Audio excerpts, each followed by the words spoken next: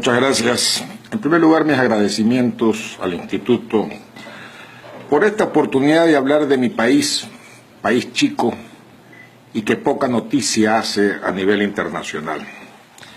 Y que ahora, por la infeliz suerte del socialismo siglo XXI, comienza a ser noticia.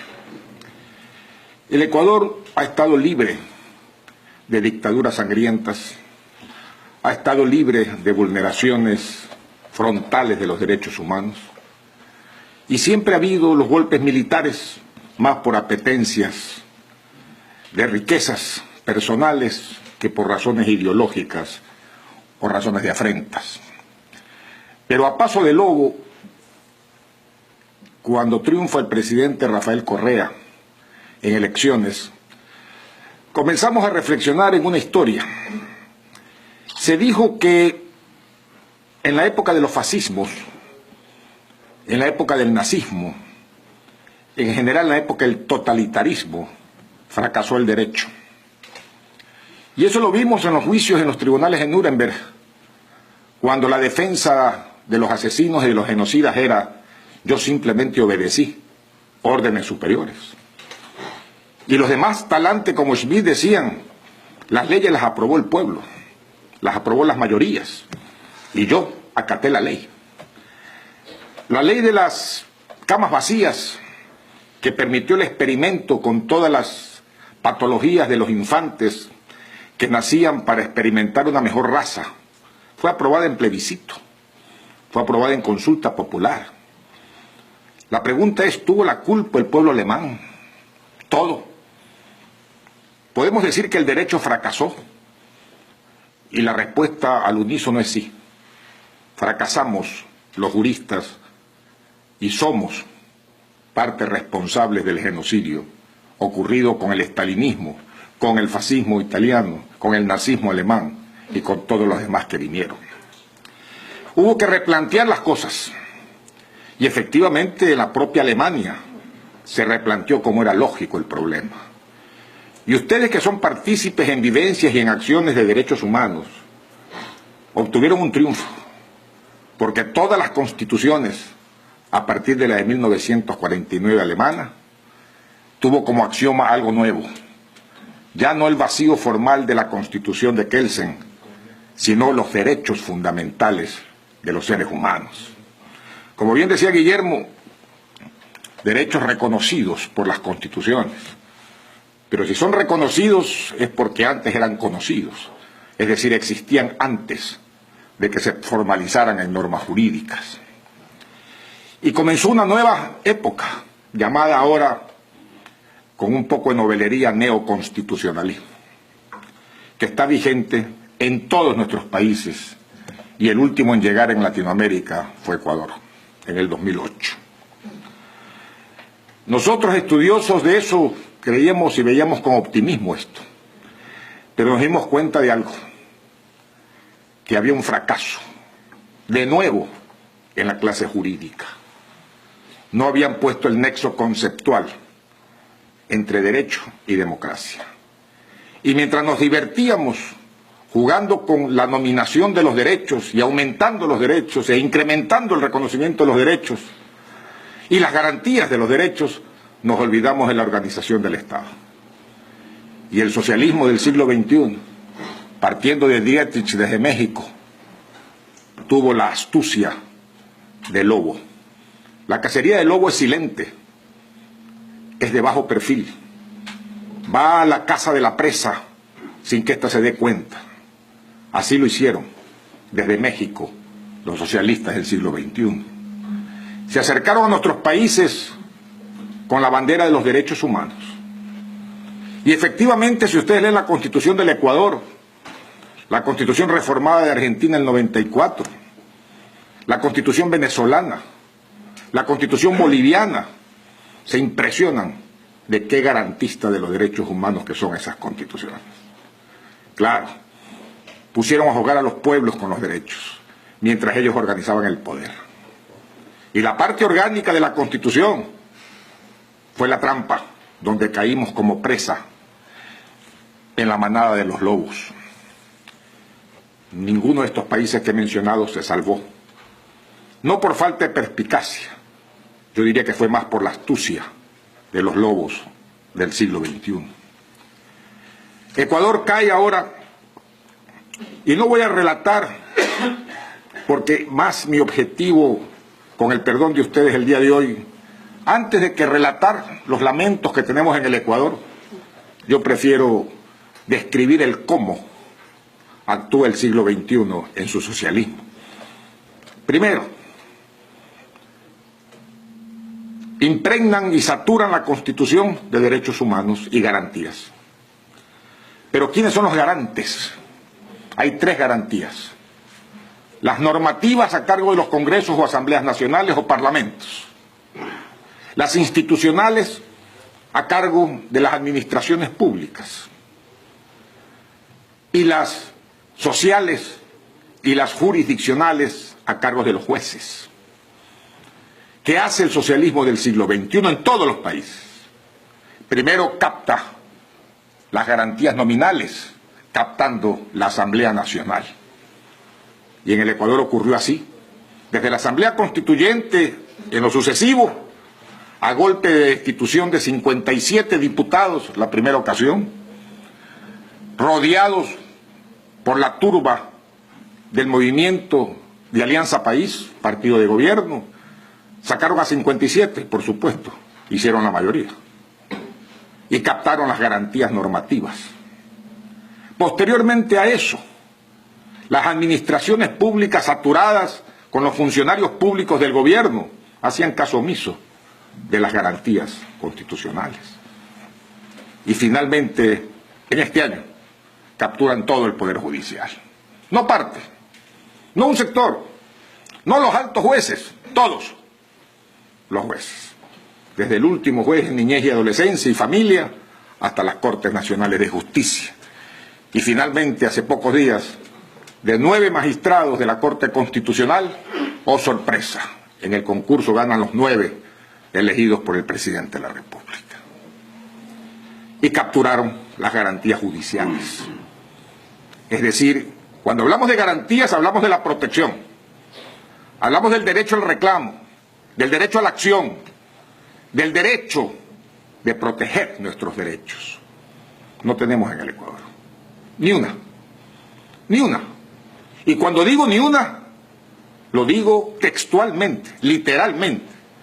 5 jueces presos en un año por ir con sentencias y autos contra las órdenes del gobierno, del Ejecutivo, y siguen presos.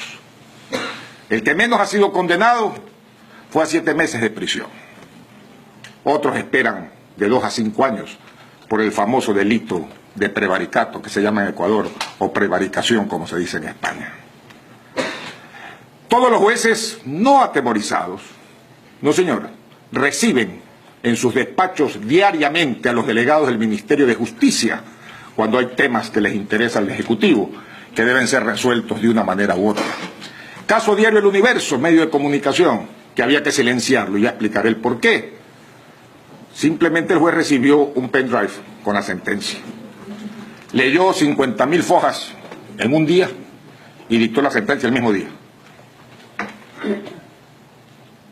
Ese es el poder político, pero no les basta eso a los socialistas del siglo XXI.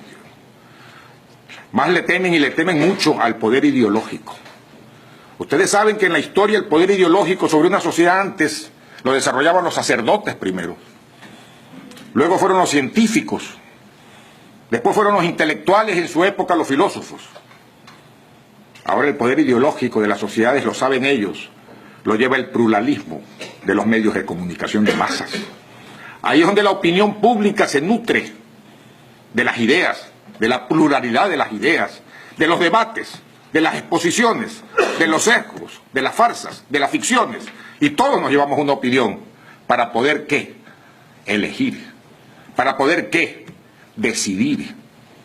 Que no es simplemente un verbo, es el futuro de nuestros hijos, es el futuro de nuestros nietos, es el futuro de nuestra sociedad. Pero cuando ese poder ideológico cae en manos de un solo hombre, como en el Ecuador,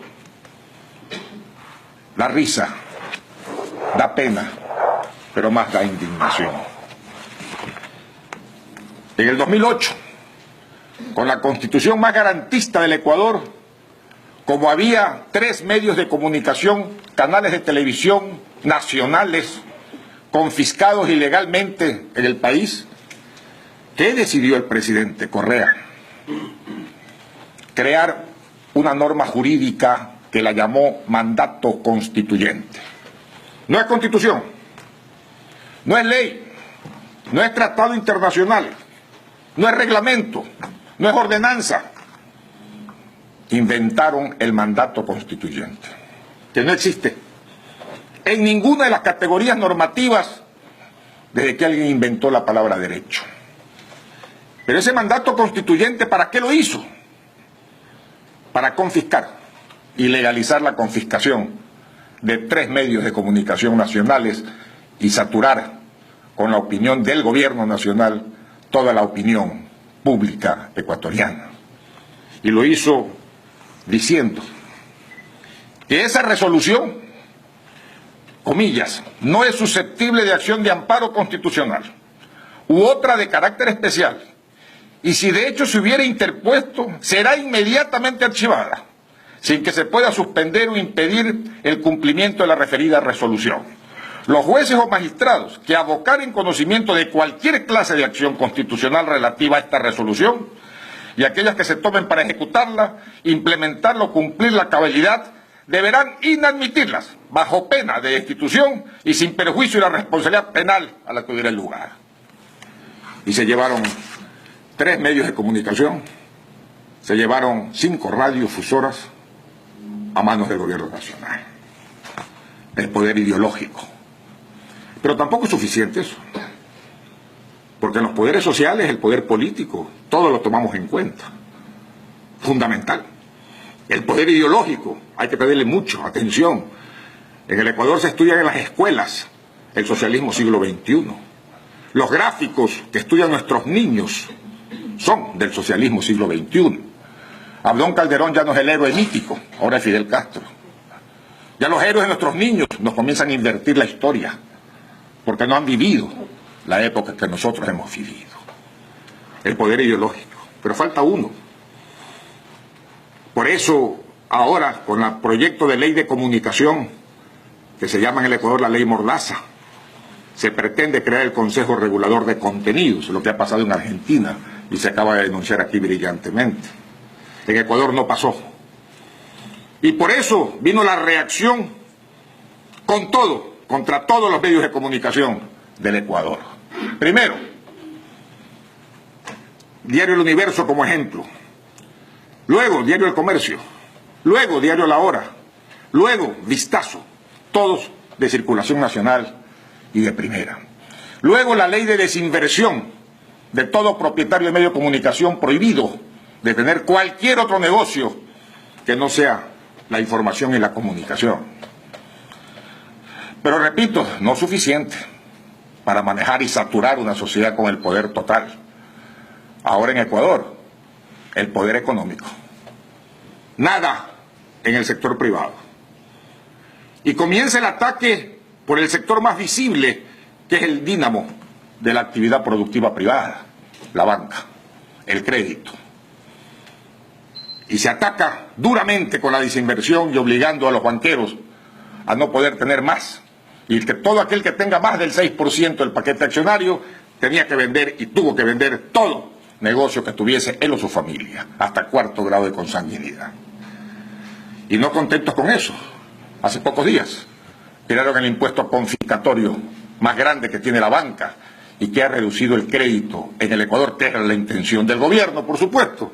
Redujo el crédito en cerca del 45% en apenas los 30 días que lleva el proyecto de ley, que todavía encima, que fue promulgado por los alzamanos de la Asamblea Nacional, lo veta el presidente, porque no estaba contento con una transitoria. Pero no solo eso, en ese mismo proyecto, los bancos están obligados a entregar toda la carpeta bancaria de cada ciudadano ecuatoriano. Así tenga $50 en cuenta. Todos los meses tiene que entregarle la historia del registro bancario de ese ciudadano. ¿Qué va a pasar con la seguridad de los ecuatorianos cuando eso caiga en manos de 3.000 funcionarios de la Gestapo ecuatoriana que se llama Servicio de Rentas Internas? No lo sabemos. Pero me recuerdo con pena Colombia, cuando pasó por lo mismo una época y se inventó el secuestro chico, el secuestro express, el secuestro por $50, el secuestro por $500, porque sabían que no tenían en la cuenta $1.000 apenas. Ya está en el Ecuador eso. No me voy a lamentar, pero ¿qué hacer? Es la pregunta. Y yo vengo con una propuesta. Y como toda propuesta, a riesgo de la crítica más severa, y por eso vengo, en franca fraternidad latinoamericana y americana. En Ecuador iniciamos lo que se llama el movimiento de resistencia. Y comenzamos por publicar un folleto que se hace mensualmente, que se llama El Leviatán Judicial, denunciando todo lo que aquí ha denunciado mi compañera argentina de panel, denunciándolo todos los meses. Por supuesto, la imprenta no es ecuatoriana, y el sortilegio que hay que hacer para pasar esos libros es digno de uno de mis mejores asesores, que lo he graduado de general de estrategias, porque los libros llegan del extranjero. Pero, ¿qué hacer? El derecho de resistencia existe en todas las constituciones latinoamericanas. Y si no están escritas, la Corte Europea de Derechos Humanos la declaró un derecho inmanente de todo constitucionalismo civilizado. ¿Qué significa el derecho de resistencia? Una de sus formas es la desobediencia civil. Otra de sus formas es la huelga. La otra de sus formas es la manifestación callejera. Pero debemos ir más allá. Yo propongo al Instituto crear un foro para discutir las acciones que debemos tomar para que sea reconocido judicialmente por la Corte Interamericana de Derechos Humanos, que sea reconocido por la Comisión de Derechos Humanos de las Naciones Unidas el derecho a resistencia con acciones concretas, con presupuestos taxativos, como por ejemplo el no tener ya garantías en un país, como se puede concretamente decir, al menos en el Ecuador, en el 100% no hay garantías. Y tenemos que acortar los plazos de las denuncias ante la Comisión Interamericana y la Corte Interamericana. Tenemos que acortar las acciones que se desarrollan en la Comisión de Derechos Humanos de las Naciones Unidas, pidiéndoles acciones de cumplimiento, acciones de información, visitas de los relatores a estos países para que tomen acciones en la brevedad posible. Ese tipo de acciones con derecho a la resistencia. Decían los italianos, resistir, resistir, resistir es lo único que queda. El movimiento de resistencia francés fue un éxito. Costó, pero había que hacerlo. Yo creo que el Instituto es un buen foro para comenzar a conversar, a discutir, a debatir, si es posible institucionalizar un derecho a la resistencia desde el punto de vista ciudadano, de las personas. Algo debemos hacer. Yo digo, basta de lamentos.